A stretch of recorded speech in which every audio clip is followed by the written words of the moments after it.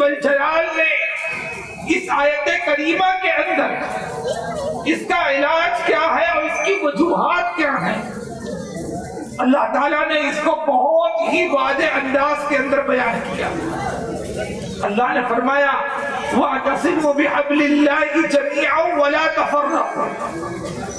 دو نسخے اللہ تعالیٰ نے ایمان والوں کو عطا فرمائے، یہ ایسے کامیاب نسخے ہیں، اتنی بہترین چیز ہے۔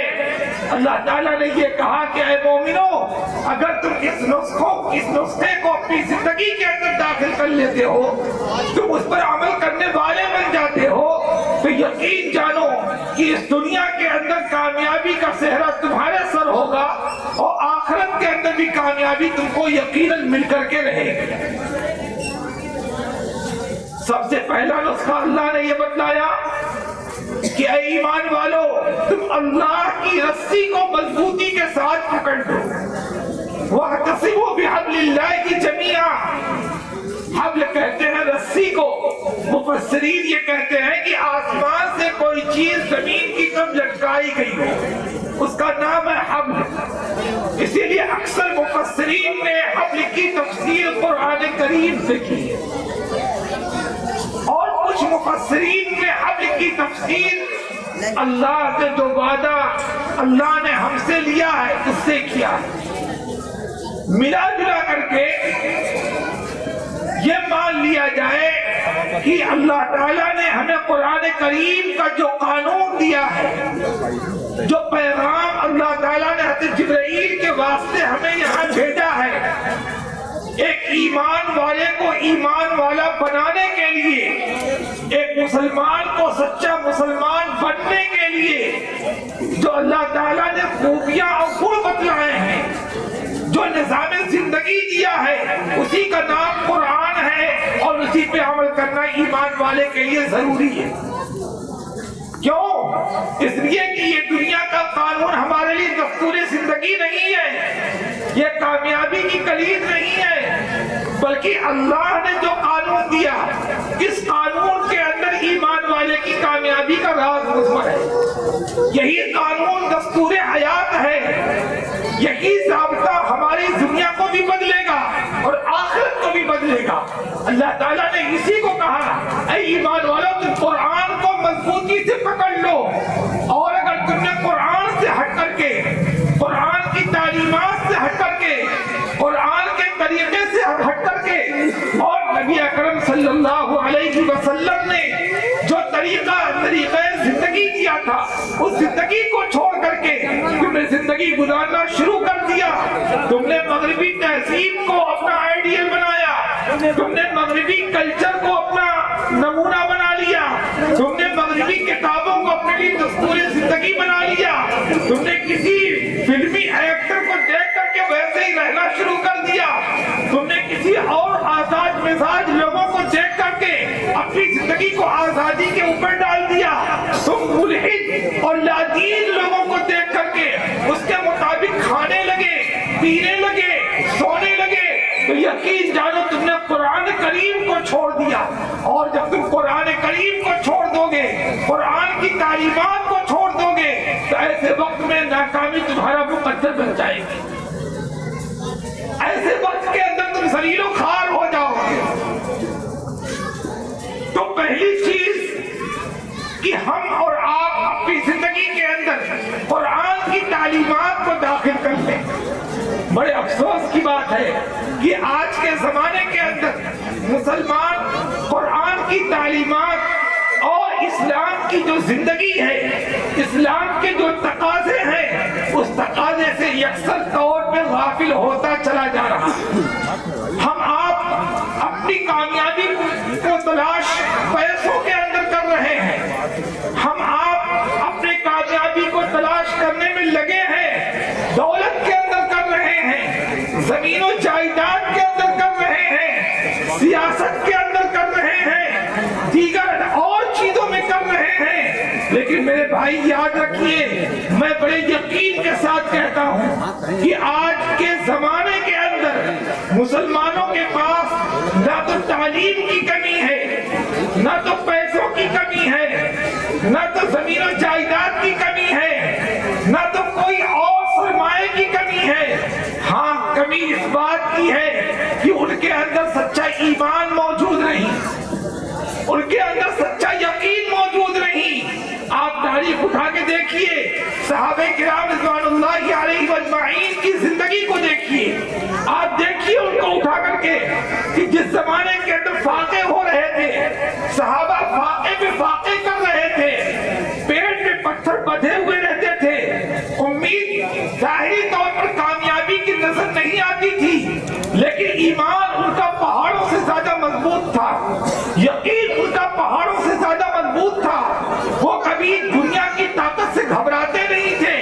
نتیجہ یہ ہوتا تھا اللہ رب العزت والجلال قدم قدم پہ ان کو کامیابی عطا فرماتے تھے۔ انہوں نے خشکیوں کے اندر بھی حکومت کی ہے، سمندروں کے اندر بھی حکومت کی ہے، جنگلات کے اندر بھی حکومت کی ہے، جنگلات کے جانوروں کے اندر بھی حکومت کی ہے۔ البدایہ والنہایہ اٹھائیے اور دیکھیے، مشہور ترین واقعہ ہے عقبہ ابن نافع رضی اللہ تعالیٰ عنہ کا۔ عقبہ ابن نافع جنگل کے قریب پہنچتے ہیں۔ کون جنگل ہے؟ افریقہ کا جنگل۔ اس جنگل کے قریب پہنچ گئے اور پہنچنے کے بعد لوگوں سے مشورہ کرنا شروع کر دیا۔ کیا مشورہ کر رہے ہیں؟ کہ ہم کو یہاں پہ چھاؤنی بنانی ہے۔ لوگوں نے یہ کہا، ارے صاحب ایسی جگہ کے لیے آپ چھاؤنی کا انتخاب کر رہے ہیں جو جگہ جانوروں کے رہنے کی جگہ ہے، یہاں پہ درندے رہتے ہیں، یہاں پہ شیر اور بھالو رہتے ہیں، ایسے جانور رہتے ہیں جو انسانوں کو ایک منٹ کے اندر نگل جائیں، ان کی جان کو ختم کر دیں گے۔ آپ ایسی جگہ کو فوجی چھاؤنی بنائیں گے؟ لیکن آپ دیکھیں کہ تاریخ کے اندر لکھا ہوا ہے، عقبہ ابن نافع رضی اللہ تعالیٰ عنہ اس جنگل کے کنارے کھڑے ہوتے ہیں اور یہ کہتے ہیں کہ ایھا الحشرات، اے جانوروں، نحن اصحاب رسول اللہ صلی اللہ علیہ وسلم، ہم لوگ سرکار دو جہاں جناب محمد رسول اللہ صلی اللہ علیہ وسلم کے صحابی ہیں، ہم یہاں پہ اسلامی چھاؤنی بنانے کے لیے آئے ہیں، لہذا میری آواز اگر آپ کے کانوں میں پہنچ رہی ہے تو آپ فوراً اس جنگل کو خالی کر دیجئے۔ تاریخ میں لکھا ہوا ہے کہ ادھر انہوں نے آواز لگائی، ادھر یہ جنگل خالی ہونا شروع ہو گیا اور تمام کے تمام جانور اس طریقے سے اس جنگل سے نکل کے جا رہے تھے جیسے بادشاہ کے سامنے ایک غلام عاجزی کے ساتھ جاتا ہے۔ بندر اپنے بچے کو لے کے جا رہا ہے، شیر اپنے بچے کو لے کے جا رہا ہے، چیتا اپنے بچے کو لے کے جا رہا ہے اور دیگر جانور اپنے بچے کو لے کے جا رہے ہیں۔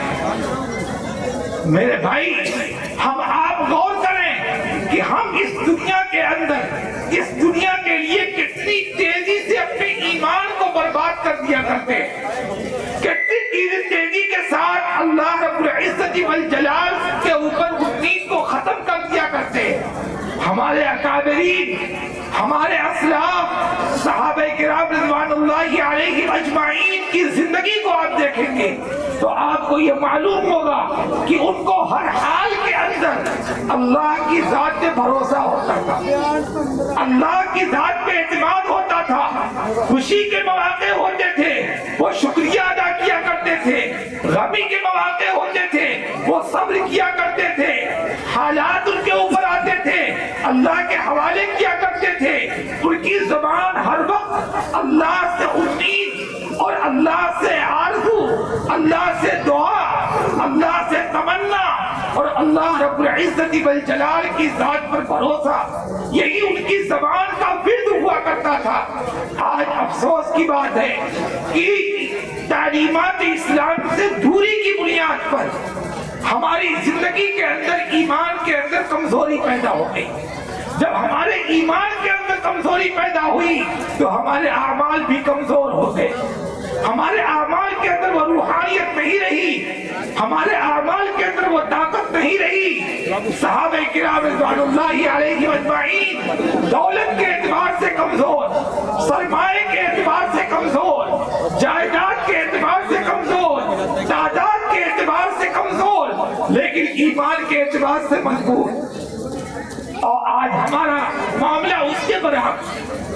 اللہ رب العزت والجلال نے قرآن کریم میں اسی لیے پہلا نقطہ اور پہلا کامیابی کا جو زینہ بیان کیا وہ یہ فرمایا وَاعْتَصِمُوا بِحَبْلِ اللَّهِ جَمِيعًا۔ اے لوگو، اللہ کی رسی کو مضبوطی کے ساتھ پکڑ لو۔ اور دوسرا نسخہ بیان فرمایا وَلَا تَتَفَرَّقُوا۔ دیکھو، آپس میں اختلاف مت پیدا کرو، آپس میں انتشار مت پیدا کرو، آپس میں لڑائی جھگڑے مت پیدا کرو۔ کیوں؟ اس لیے کہ اگر تم آپس میں اختلاف پیدا کرو گے، آپس میں انتشار پیدا کرو گے، آپس میں لڑائی جھگڑے پیدا کرو گے تو کیا ہوگا؟ تمہاری ہوا نکل جائے گی، تمہاری طاقت کمزور ہو جائے گی، تم نیست و نابود ہو جاؤ گے، تمہاری کوئی حقیقت نہیں ہوگی، سماج کے اندر، معاشرے کے اندر، دنیا کے اندر تمہارا کوئی مقام و مرتبہ نہیں ہوگا۔ وَلَا تَنَازَعُوا فَتَفْشَلُوا وَتَذْهَبَ رِيحُكُمْ وَاصْبِرُوا۔ قرآن کہتا ہے کہ جھگڑے مت کرو ورنہ تمہاری ہوا نکل جائے گی۔ اے اللہ، اگر ہم جھگڑے نہ کریں، حالات ہمارے اوپر آ رہے، ہم کیا کریں؟ وَاصْبِرُوا۔ قرآن نے واضح نسخہ دے دیا کہ دیکھو، صبر کرو گے، صبر کا نتیجہ تم کو ملے گا، صبر کرو گے، حالات تمہارے اوپر آئیں گے، آزمائشیں تمہارے اوپر آئیں گی، امتحانات تمہارے اوپر آئیں گے، مسائل تمہارے سامنے پیدا ہوں گے، لیکن اس صبر کا نتیجہ یہ ملے گا، اللہ تمہیں کامیابی اور کامرانی سے ہمکنار کرے گا۔ لیکن آج مسئلہ کیا ہے؟ آج مسئلہ یہ ہے کہ ہم اور آپ اگر غور کریں اور دیکھیں تو یہ معلوم ہوتا ہے کہ اختلاف اور انتشار یہ ہمارے ہی لیے پیدا کیا گیا، ہمارے ہی لیے پیدا کیا گیا۔ ملت اسلامیہ کے اندر گھر میں دیکھا جائے، ہماری معاشرت وہ بھی بالکل اختلاف کا شکار ہے۔ باپ بیٹے کے اندر لڑائی ہو رہی ہے، ماں بہو کے اندر لڑائی ہو رہی ہے، ایک گھر ہے، ایک گھر کے اندر صرف ایک سبزی کی بنیاد پر اور پانی کے لیے دو بھائیوں میں آپس میں لاٹھی چل جایا کرتی ہے۔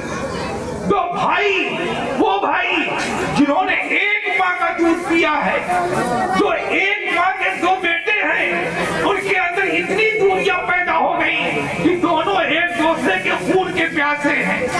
ہمارا پڑوسی ہے، آج ہمارا پڑوسی، ہم اس سے جھگڑا کیے ہوئے ہیں، ہم اس کو تکلیف پہنچا رہے ہیں، ہم سے اس کی دشمنی چل رہی ہے۔ خاندان ہے، ہمارا خاندان، وہ خاندان جو ہمارے ہر حال میں کام آنے والا، جو ہماری مصیبت کے اندر ہمارا شریک ہونے والا، ہماری مدد کرنے والا، ہماری خوشی کے اندر شریک ہو کر کے ہماری خوشیوں کو بڑھانے والا، اس خاندان سے ہماری دشمنی چل رہی ہے۔ یہ دشمنیاں اور یہ اختلاف، یہ انتشار کیوں؟ کس بات پر؟ صرف ایک ادنا سی بات پر کہ وہ ہماری نہیں مانی جاتی۔ ہم جو کہہ رہے ہیں وہ کیوں نہیں ہو رہا ہے؟ ہم نے یہ بات کہی، اس کی مخالفت کیوں کر دی گئی؟ غرور کی بنیاد پر، تکبر کی بنیاد پر، انانیت کی بنیاد پر، خواہش پرستی کی بنیاد پر، ہمارے من کے مطابق نہیں ہوا یہ کام، اس بنیاد پر ہم اس قدر آگے بڑھ جایا کرتے ہیں کہ ہماری یہ لڑائی سالوں سال چلتی ہے، سالوں سال چلتی ہے، اور اس کے بعد دوسرا طبقہ کھڑا ہوتا ہے، ایک بھائی کی طرف ہو گیا، ایک طبقہ ایک بھائی کی طرف ہو گیا، اور ادھر سے وہ ان کو چڑھاتا ہے، ادھر سے وہ ان کو چڑھاتا ہے۔ نتیجہ یہ ہوتا ہے کہ بجائے دوریاں کم ہونے کے، بناوٹ پیدا ہونے کہ دوریاں بڑھتی جا رہی ہیں، بڑھتی جا رہی ہیں، بڑھتی جا رہی ہیں۔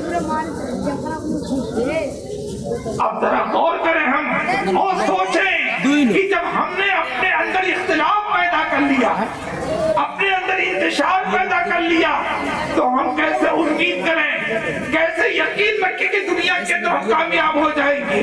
کیا یا تو ہم قرآن کے دستور کو غلط کہیں، قرآن کے قانون کو غلط کہیں، لیکن یقین جانیے قرآن کا قانون غلط نہیں، قرآن کا دستور غلط نہیں، اللہ تعالیٰ نے جو نسخہ دیا وہ نسخہ تو صحیح ہے، ہم نے اس کا استعمال غلط کیا، ہم نے خود اپنے پیروں پہ کلہاڑی ماری، ہم نے اپنے پیروں پہ جب کلہاڑی ماری ہے تو آج اس کا بھگتان ہم بھگت رہے ہیں کہ ہم پوری دنیا کے اندر ذلیل و خوار ہیں۔ میں نے تو چند باتیں، جو چند مثالیں جو دی وہ ایک گاؤں کی دی، ہم دیہات، ہم گھروں کا یہ حال ہے، باہر کی دنیا تو آپ دیکھ رہے ہیں۔ شاعر نے کہا وہ زمانے میں معزز تھے مسلمان ہو کر، اور ہم خوار ہوئے تاریخ قرآن ہو کر۔ ہماری ذلت و خواری کی وجہ یہ ہے، یہ اسباب ہیں جنہوں نے ہم کو لا کر کے اس مقام پہ کھڑا کر دیا، یہ اسباب ہیں جس کی بنیاد پہ ہم دوسروں کی نگاہوں میں بے غیرت ہو گئے، یہ اسباب ہیں جس کی بنیاد پہ دوسرے کی نگاہوں میں ہم ذلیل و خوار ہو گئے۔ میرے بھائی یہ وقت، یہ حالات اس بات کا تقاضا کر رہے ہیں اور چیخ رہے ہیں کہ مسلمانوں تو اپنے درمیان مودت پیدا کر لو، اپنے درمیان محبت پیدا کر لو، آپسی اتفاق پیدا کر لو، گھروں کے اندر اتفاق پیدا ہو جائے، ماں باپ بھائی بہن کے اندر اتفاق پیدا ہو جائے، ہمارا پڑوسی ہم سے خوش رہے، ہمارا گاؤں ہم سے خوش رہے، اور ہمارے اندر یہ جذبہ بیدار ہو جائے کہ ہم کو اگر کسی سے تکلیف ہے تو ہم پہلے تیار ہیں کہ ہم اس سے معافی مانگ لیں گے۔ سرکار دو جہاں جناب محمد رسول اللہ صلی اللہ علیہ وسلم کی ذات گرامی اس دنیا کے اندر سید الانبیاء والمرسلین ہے، آپ سے بڑا نہ دنیا میں کوئی تھا، نہ کوئی ہے، نہ قیامت کی صبح تک کوئی آئے گا، لیکن قربان جائیے اللہ کے حبیب علیہ السلام کو کہ آپ نے پوری امت کو کیسی تعلیم دے دی، کیسا سبق پڑھا دیا، آپ نے پوری امت کو سکھا دیا جاتے جاتے کہ لو بھائی اگر میں نے کسی کو ایک کوڑا زبردستی مارا ہے، یہ میری پیٹھ حاضر ہے، وہ ایک کوڑا مار لے، اگر میں نے کسی کو گالی دی ہے وہ مجھ کو گالی دے دے، اگر میں کسی کو برا بھلا کہا ہوں مجھ کو برا بھلا کہہ دے، یا تو اس کو معاف کر دے۔ آپ اندازہ کیجئے وہ ذات جو رحمت للعالمین ہے، جو تمام کے تمام عالم والوں کے اوپر، چاہے وہ انسان ہو یا حیوان ہو، ہر ایک کے اوپر رحم و کرم کرنے والی ہے، اس ذات کا یہ فرمان ہے کہ میں اس کے لیے تیار ہوں، معافی مانگنے کے لیے تیار ہوں۔ کیوں؟ وہ اس لیے کہ اتحاد برقرار رہے، اتفاق برقرار رہے، آپس میں محبت برقرار رہے، محبت ختم نہ ہونے پائے۔ کیوں؟ انما المؤمنون اخوہ، یہ تمام کے تمام مومن آپس میں بھائی بھائی ہیں، یہ بھائی بھائی اسی وقت بن سکتے ہیں محبت جب ان کے اندر آپس میں پیدا ہو جائے گی، ایک دوسرے کا درد ایک دوسرے کے اندر پیدا ہو جائے گا، ایک دوسرے کے جذبات ایک دوسرے کے دل کے اندر پیدا ہو جائیں گے۔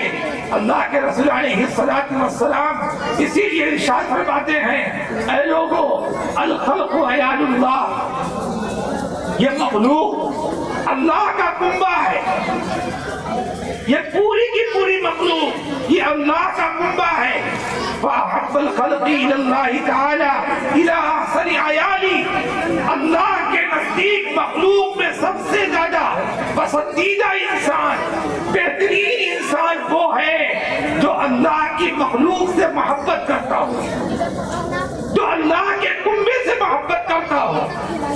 آپ اندازہ کیجئے کہ اللہ تعالیٰ اس مخلوق سے کتنی محبت کرتے ہیں، ہمیں اور آپ کو کیسی ترغیب و نصیحت کی جا رہی ہے کہ ہم نفرت کی بازار کو سرد کر کے ہم چلائیں.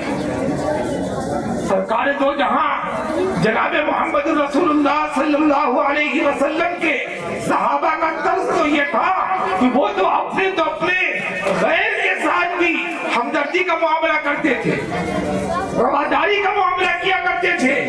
سیدنا صدیق اکبر رضی اللہ تعالیٰ عنہ, ان کا یہ معمول تھا کہ روزانہ صبح میں ایک شاہراہ تھی, اس پہ نکل جاتے اور جاتے ایک مقام تھا, وہاں پہنچتے اور پہنچنے کے بعد ایک صاحب سے ملتے اور چلے آتے. صدیق اکبر رضی اللہ تعالیٰ عنہ دنیا سے رخصت ہو گئے. عمر فاروق رضی اللہ تعالیٰ عنہ کا زمانہ آیا تو عمر فاروق نے پوچھا لوگوں سے کہ یہ بتاؤ کہ سیدنا صدیق اکبر رضی اللہ تعالیٰ عنہ کا روزانہ کام کیا تھا, وہ کون سا کام کرتے تھے؟ تو لوگوں نے بتایا کہ یہاں سے بیت المال سے کچھ کھانے پینے کی چیزیں لیتے تھے اور لے کر کے کسی پگڈنڈی کے اوپر جایا کرتے تھے.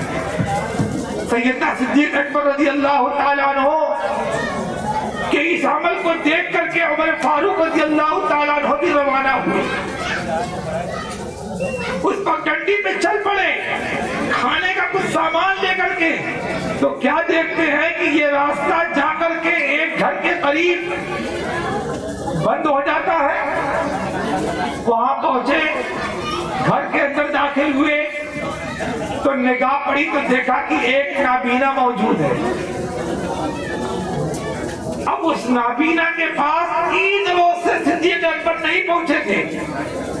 اس نابینا نے جب انہوں نے کچھ کہا, اس نابینا نے خیال نہیں کیا اور یہ کہا کہ اچھا بھول گئے تھے کیا, 3 روز کے بعد آئے ہو. حضرت عمر فاروق رضی اللہ تعالیٰ عنہ خاموش رہے. اس کے بعد کھانا کھلانا شروع کیا.